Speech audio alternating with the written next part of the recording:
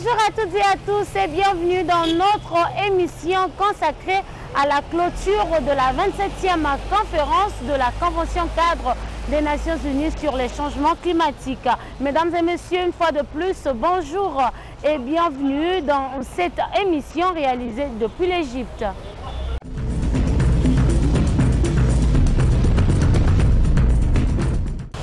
De retour sur ce plateau, un accord sur le financement des dégâts liés au réchauffement climatique a été trouvé le dimanche dernier à l'aube à Sharm el-Sheikh en Égypte où s'est tenue la COP27. Il a fallu repousser les discussions d'environ 36 heures alors qu'elles devaient s'achever le 18 novembre dernier. Des explications dans ce reportage.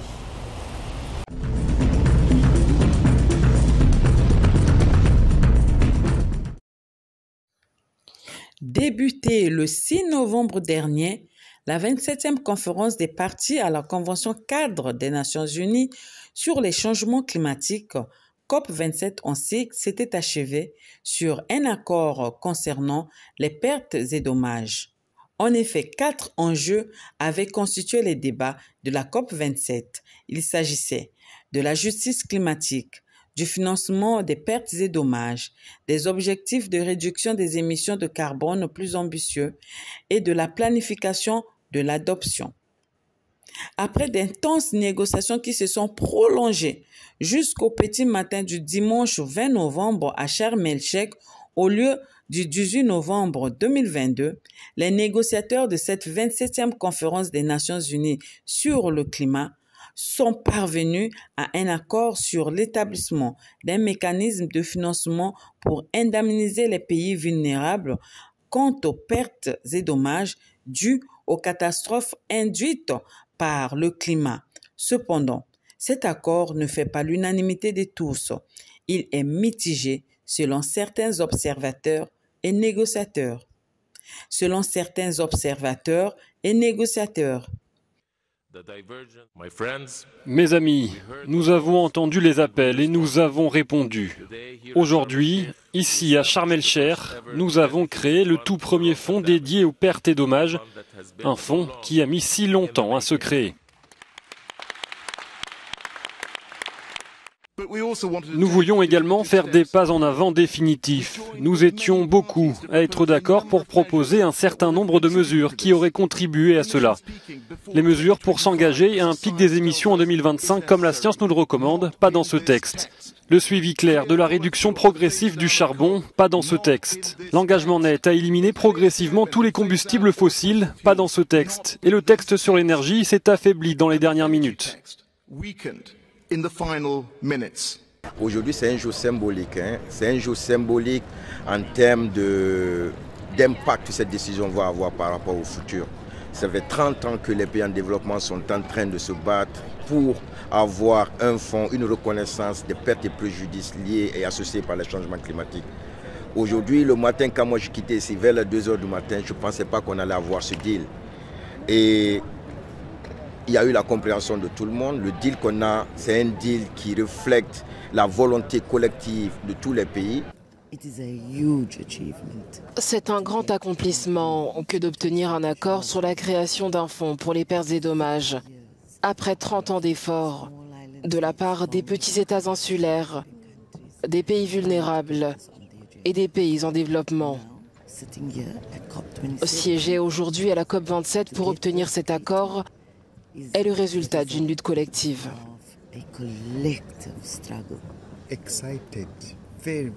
Je suis très excité. C'est un résultat très positif de la part d'1,3 milliard d'Africains.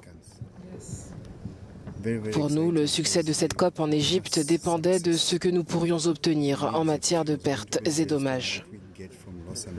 Si cet accord a été controversé, cependant, dans d'autres domaines, l'on a constaté du succès et des prouesses, à l'instar de l'initiative d'implantation des stands, points photos, restaurants, pavillons des pays, des institutions, des ONG implantés dans le centre de conférence choisi pour la circonstance.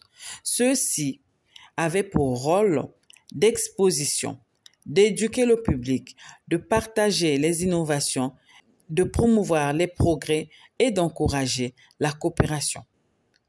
C'est le rôle qu'a joué le pavillon du Fonds bleu pour le bassin du Congo et le stand de la République du Congo qui ont été pris d'assaut et animés par des membres des gouvernements, de la société civile, des journalistes, des jeunes climato-optimistes et autres structures, tous issus des pays du bassin du Congo. Ici, plusieurs activités ont été organisées à l'instar du side event de l'ONG Éveil d'Afrique qui a été représenté en marge de la COP 21 par son président Huguin Kaya Mikala et quelques membres de son ONG. Dans ce pavillon du Fonds bleu pour le bassin du Congo qui n'avait pas du tout désempli, l'ONG Éveil d'Afrique avait profité de cette occasion pour présenter son projet commun avec l'association malienne Jeunes Volontaires pour l'Environnement, en sigle JVE. Ce projet, c'est le cordon vert de la muraille verte au bassin du Congo.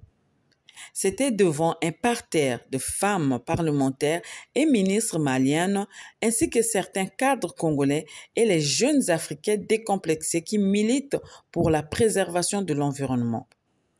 But de cette réunion aux allures d'une table ronde était de présenter ce projet, de chercher les partenaires susceptibles d'apporter des solutions à sa réalisation et de le faire connaître. Il faut comprendre que dans le cadre de la riposte du Sahel, l'association JVE Mali participe activement au grand projet de la muraille verte qui s'étend donc de Dakar à Djibouti sur près de 7852 km. Et l'ONG Éveil d'Afrique, résidente en République du Congo, travaille sur les questions de préservation, de sensibilisation à la protection des forêts du bassin du Congo.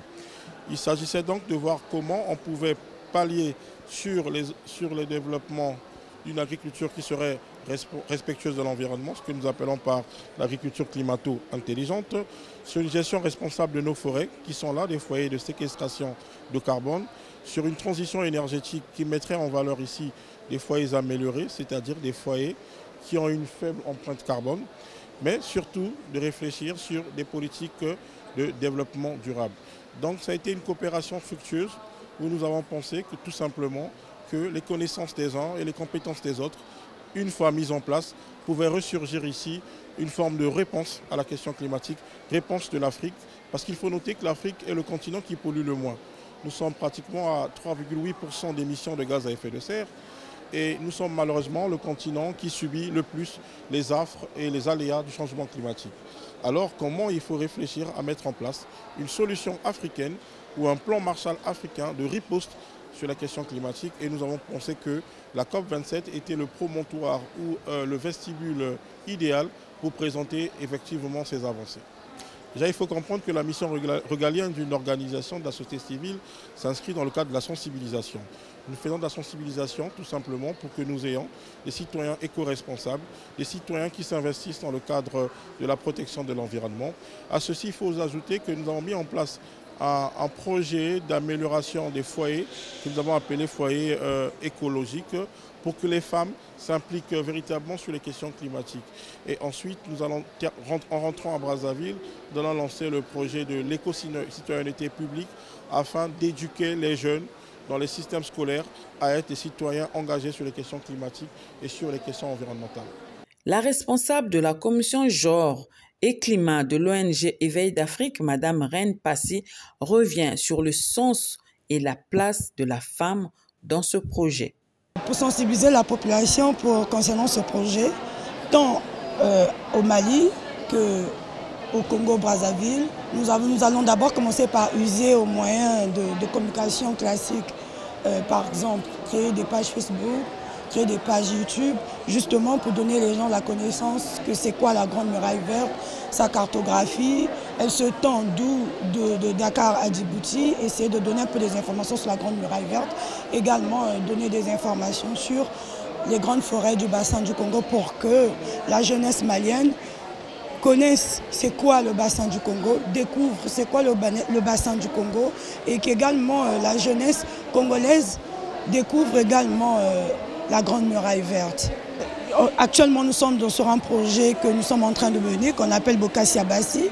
où nous faisons des tournées dans des zones urbaines, où nous édifions des femmes sur comment protéger l'environnement, des femmes rurales, comment protéger l'environnement, comment y remédier, comment protéger l'environnement, comment faire face à toutes les conséquences, toutes les causes qui rentrent dans le cadre de la lutte contre le changement climatique. Nous menons aussi des actions sur comment les apprendre, comment faire l'agriculture, agroécologie via certains partenaires. La Grande Muraille Verte pour le Sahara et le Sahel, communément appelée Grande Muraille Verte, est l'initiative phare de l'Union africaine pour lutter contre les effets du changement climatique et de la désertification en Afrique. Cette initiative a été lancée lors de la conférence One Planet Summit initiée par le chef de l'État français Emmanuel Macron en janvier 2021. La Grande Muraille Verte pour le Sahel et le Sahara est un projet qui ambitionne de reboiser cette partie désertique d'Afrique sur 120 000 km² et de restaurer ainsi les terres dégradées afin d'aider les habitants de la région à produire de la nourriture adéquate, à créer des emplois et à promouvoir la paix. Se battre pour la concrétisation de ce projet, c'est l'objectif qui se sont fixés l'ONG Éveil d'Afrique du Congo et l'association malienne Jeunes Volontaires pour l'Environnement, JVE en sigle, à travers le concept cordon vert de la muraille verte au bassin du Congo. On sait que l'ONG Éveil d'Afrique est assez active au Congo, notamment dans la lutte contre les effets néfastes du dérèglement climatique, concernant la protection du bassin du Congo. Et au Mali, JVE Mali aussi est assez actif dans la lutte contre la désertification, dans les activités de protection, promotion et sauvegarde de l'environnement et du développement durable en général. Donc c'est dans ce contexte-là qu'on a eu à penser pourquoi pas essayer de s'unir, ensemble pour essayer de porter un projet qui pourrait être bénéfique non seulement pour nos pays distincts mais aussi pour l'Afrique. Donc le projet Cordon Vert, comme son nom l'indique, sera un trait d'union entre la Grande Muraille Verte et le bassin du Congo. On peut dire que ce site Events est déjà une des activités qu'on vient de faire, qui est dans le cadre de la sensibilisation, qui est dans le cadre de l'information. Maintenant, si la question était dirigée pour savoir ce que JVE Mali est en train de faire au niveau pays concernant les objectifs de la Grande Muraille Verte, on peut dire qu'on est là-dessus. Cependant, pour le moment, nous sommes en train d'évoluer concernant la protection de la réserve de biosphère de la boucle du Baoulé. Nous avons mené des activités de reboisement, nous avons mené des activités de sensibilisation et de renforcement de capacité. Voilà, donc ce projet serait vraiment un appui, on peut dire, concernant nos efforts qu'on est en train déjà de consentir dans nos deux pays distincts. Lors de ce side events, la question du plan de communication de ce projet a été abordée pour optimiser les actions de communication et marketing des objectifs que visent les initiateurs de cette ambition noble. C'est la journaliste spécialiste des questions environnementales et responsable de communication du projet Cordon Vert de la Muraille Verte au bassin du Congo qui avait exposé sur cette question. Nous avons exposé ici dans ce site d'events pour apporter notre voix concernant la sensibilisation. C'est un bon projet, un projet qui va relier l'Afrique de l'Ouest à l'Afrique centrale sur la couverture verte. Donc moi personnellement, j'ai exposé pour chercher les fonds, pour faire passer un message qui va susciter l'adhésion de tout le monde afin que nous ayons l'argent pour que nous communiquions sur ce projet qui est un bon projet. Et nous avons beaucoup plus parler sur les enfants. Si nous commençons à communiquer auprès de nos enfants de bas âge sur ce que c'est le cordon vert, ce que c'est la forestation, comme a dit le chef de l'État, je pense que demain, ces enfants-là, ils seront des grands défenseurs de l'environnement. Et donc, pour réussir ce projet, le projet de cordon vert de l'Afrique de l'Ouest à l'Afrique centrale, il nous faut des moyens. Et comme il y avait des ministres aussi dans notre salle d'event, nous avons fait passer le message s'ils peuvent nous aider. Nous lançons aussi le message à notre chef d'État qui était un grand écologiste, un grand environnementaliste. S'il peut être aussi notre ambassadeur, pourquoi pas. Et donc nous aimerions que le chef de l'État congolais soutienne ce projet et comme ça le Fonds bleu aussi sera sensibilisé ainsi que le cordon vert de l'Afrique de l'Ouest à l'Afrique centrale, ça sera bien sensibilisé et beaucoup de gens connaîtront ce projet. Toujours dans ce pavillon du Fonds bleu pour le bassin du Congo, le président du réseau des organisations de la société civile pour l'économie verte en Afrique centrale, M. Nikez Moulombi, avait également animé un side event sous le thème « Réhabilitation des anciennes mines à ciel ouvert en Afrique pour restaurer la biodiversité », cas du Gabon. Ici, il a été également question d'encourager les efforts que font certaines institutions internationales en imposant le plan de gestion environnementale et sociale dans les projets au développement, malgré le fait que ces PGS ne soient respectés par les entités étatiques. Tout compte fait, ce pavillon du Fonds bleu pour le bassin du Congo a servi de lieu de travail à Arlette Soudan-Nono, ministre en charge de l'environnement de la République du Congo et coordonnatrice technique de la Commission climat du bassin du Congo.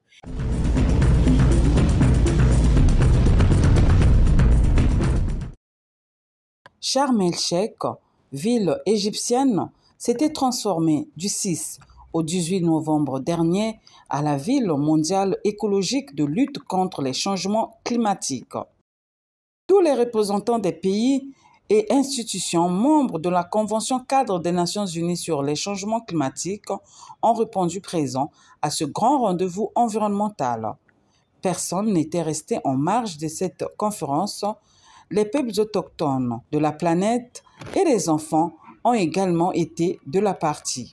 2 sites avaient constitué cet événement, le centre de conférence et la zone verte. Le centre de conférence de la COP27 avait abrité toutes les réunions plénières et autres activités de la COP, ainsi que les érections des stands et pavillons des États, des ONG et des grandes institutions internationales. Ici, ces pavillons ont permis aux exposants de faire connaître leurs richesses naturelles, leurs activités habituelles, les solutions et méthodes de lutte contre les changements climatiques. C'était des moments riches en connaissances, en beauté, en design, avec des décorations reflétant les tendances actuelles dont le seul but était la lutte contre le réchauffement de la planète et les recherches de solutions concernant les enjeux de cette conférence des Nations Unies sur le climat. La joie et l'enthousiasme de parler et d'apprendre rayonnaient sur le visage des participants. Dans ce centre de conférence, un stand réservé aux enfants et aux jeunes y a été érigé. Objectif, éduquer ces derniers au respect de l'environnement, les renseigner sur les effets néfastes des changements climatiques. Des side events ont été animés par des jeunes et enfants. Ceux-ci ont appelé les chefs d'État du monde de ne ménager aucun effort pour qu'ils soient représentés dans les sphères des décisions des grands rendez-vous écologiques. Déjà, il faut comprendre que c'est un espace et cet espace-là est dédié pour les jeunes. Voilà. Et le volet enfant qui est inclus, c'est de prendre en compte les enfants dans tout ce qui est sensibilisation et action pour les changements climatiques. Parce que nous savons que les enfants sont les plus vulnérables quand il y a les changements climatiques. Quand on parle de famine et tout ça, ça touche aussi les enfants. Et c'est pouvoir inclure les enfants et les utiliser pour faire passer un message aux décideurs. Voilà un peu en gros, c'est-à-dire quoi? Les jeunes ont un espace où ils peuvent interagir et faire passer leur message. C'est vrai qu'il y a Yongo qui existe déjà, mais cet espace-là, c'est pour eux en fait, pour pouvoir se parler, réseauter et consorts. Si on était vraiment éduqué sur les questions des changements climatiques, on ne serait pas actuellement avec le rapport du GIEC qui donne des indications comme quoi nous ne sommes pas loin de tout ce qui est catastrophique. Donc c'est-à-dire qu'il faut éduquer, c'est déjà un premier plan. Il faut réseauter et il faut prendre l'aspiration des jeunes, c'est-à-dire la voix des jeunes. Parce que l'avenir de la planète nous appartient. L'espérance de vie aujourd'hui, on sait que les jeunes vont prendre la relève bientôt et c'est dès maintenant qu'il faut les inclure.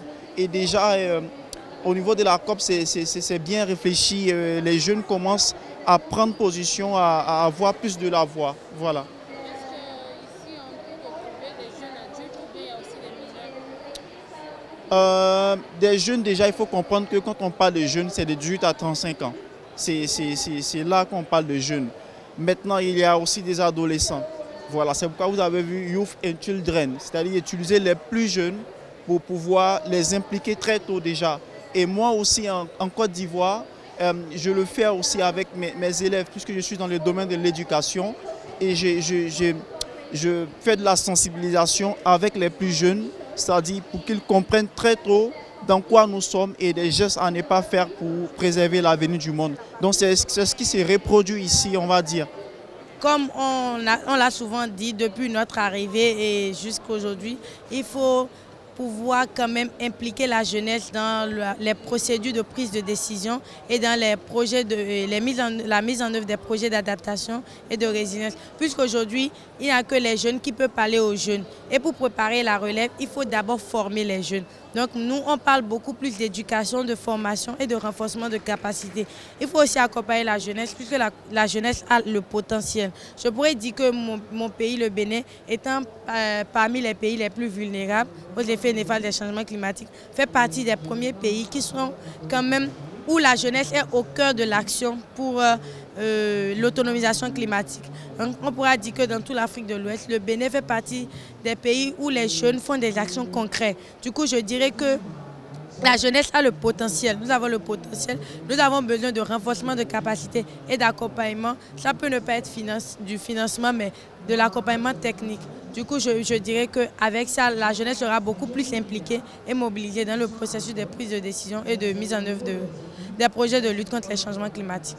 On dit que la COP 27 est la COP de mise en œuvre de l'accord de Paris. Et si tous les engagements sont vraiment respectés, je pense que les Africains auront quand même gain de cause. Même si ce ne serait peut-être pas effectif, ils auront au moins quelque chose et ils vont finir avec les promesses et on va passer à l'action. Il est temps qu'on passe à l'action. Comme le disent les Anglais, act now. Du coup, je pense que si tous les engagements sont vraiment respectés à cette COP-là, nous aurons quand même quelques satisfactions.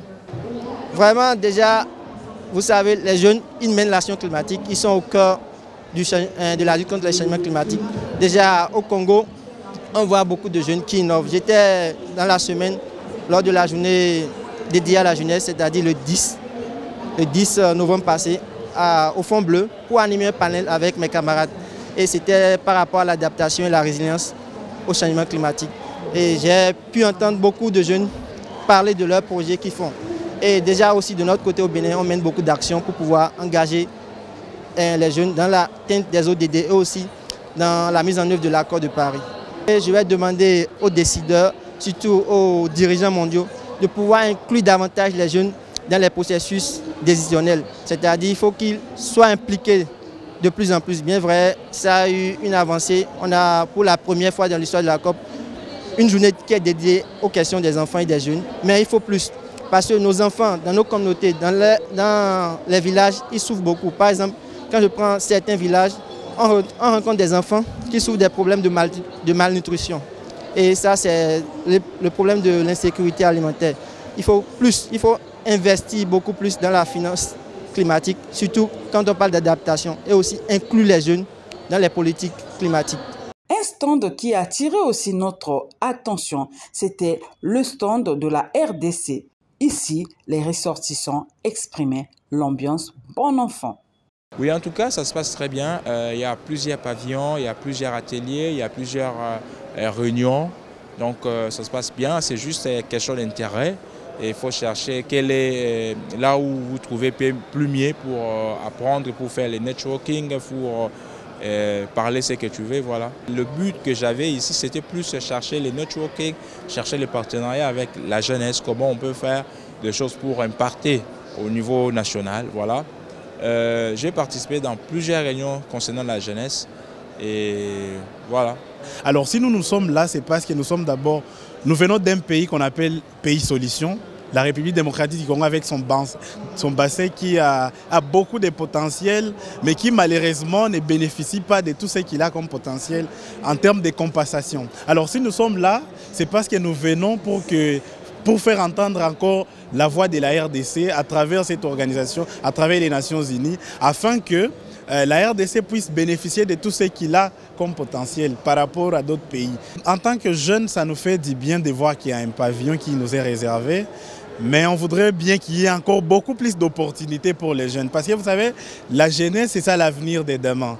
Et on prépare l'avenir à partir de maintenant. Les jeunes ne doivent pas rester derrière, ils doivent toujours intervenir sur toutes les questions qui les concernent. On ne doit pas subir toujours les décisions de nos vieux, de nos aînés. On doit aussi être des acteurs de ces changements. Quant à la zone verte, elle a été conçue sous la forme d'une fleur de lotus, symbole de la civilisation égyptienne. Un message important de la part d'Égypte en faveur de l'engagement climatique, surtout que la zone verte est consacrée aux activités non officielles des représentants de la société civile et des activistes. C'était un lieu d'escapade de rêve et d'exposition des produits locaux des artisans égyptiens. Dans cette zone verte, les œuvres du génie créateur avaient subjugué plus d'un visiteur. Je fais partie des 33 initiatives locaux en Égypte qui faisons du recyclage dans tous les domaines. Nous avons plusieurs domaines. Nous avons le tissu, le plastique, le bois et plein d'autres. Alors il y a ONG et il y a des designers, si vous voulez, des locaux qui travaillent avec tout le recyclage. On travaille, donc vous pouvez faire un tour sur le stand, comme ça je vous montre déjà qui nous sommes. On est plusieurs, donc on a plusieurs logos, chacun a son logo et chacun fait quelque chose de précis. On recycle du plastique et on fait de l'art, on fait du plastique d'art. Et il y a aussi toutes les organisations ici qui présentent, voilà, alors tous ces gens-là sont aussi des NGO. D'accord, il y a aussi des sponsors, bien sûr, qui nous aident. Donc on est une entité assez grande. Voilà. Et notre société travaille dans le domaine de la distribution et le transport de l'énergie de 400 volts jusqu'à 500 kilovolts. Et on exécute alors les postes d'électricité, les sous-stations électriques 66, 220 jusqu'à 500 kilovolts. Et ainsi, on exécute ces postes d'électricité projet clé en main. C'est-à-dire on fait la fabrication, la conception, la fabrication et la production de ces matériels. Et puis l'installation dans les sites et certainement en ce qui concerne aussi les tests de routine. Parce que nous avons dans nos usines des tests de routine et des labos partout, dans toutes les étapes de fabrication. Et puis encore, on fabrique les matériels moyenne tension, les matériels basse tension, les matériels moyenne tension comme les cabines compactes, les anneaux modulaires, les cellules de dérivation 12 et 24 kV. Et aussi pour la basse tension, les cellules de distribution basse tension jusqu'à 4000 ampères. Et cela parce que nous sommes un groupe de sociétés présidé par le patron ingénieur Medhat Ramadan. Et la société EGEMAC travaille dans le domaine des sous-stations électriques isolées à air 66-220 kV et les matériels moyenne tension aussi. Et la société XD EGEMAC qui fabrique les transformateurs haute tension et aussi les cellules de distribution haute tension jusqu'à 500 kV isolés à gaz. Un lieu d'escapade de rêve, oui, cette zone l'était. Il n'y avait qu'à voir la beauté naturelle et artificielle qui brillait dans cette zone verte. Les enfants et parents avaient trouvé ici un lieu propice de distraction. De nombreux événements et activités culturelles, ainsi que des conférences-débats ont été organisés pendant les 2 semaines de la COP27 dans cette zone verte. Tout compte fait, c'est le Premier ministre égyptien Moustapha Madbouli qui avait inauguré cette zone verte.